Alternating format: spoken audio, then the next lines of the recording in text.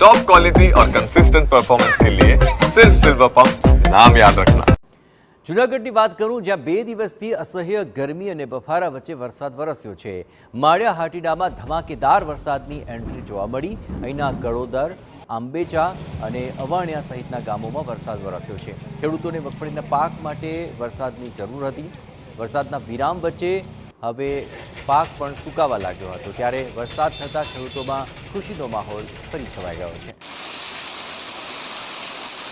તો જૂનાગઢ અને આસપાસના વિસ્તારોની અંદર વાવણી પછીના વરસાદની તાતી જરૂરિયાત હતી અને એ જ વખતે ધરતીના તાતને આ વરસાદની હેલી વરસતા તેની ચિંતામાંથી મુક્તિ મળી ચૂકી છે। આપણે જણાવીએ કે વરસાદ થયો જેને કારણે ખેડૂતો અત્યારે ખુશખુશાલ જણાઈ રહ્યા છે। આપણે પણ જણાવીએ કે અહીં આખા સૌરાષ્ટ્ર પંથકની અંદર વરસાદની હેલી અવિરતપણે જોવા મળી રહી છે અને ભારે બફારા બાદ આજે સવારથી જ વરસાદ શરૂ થઈ ચૂક્યો છે।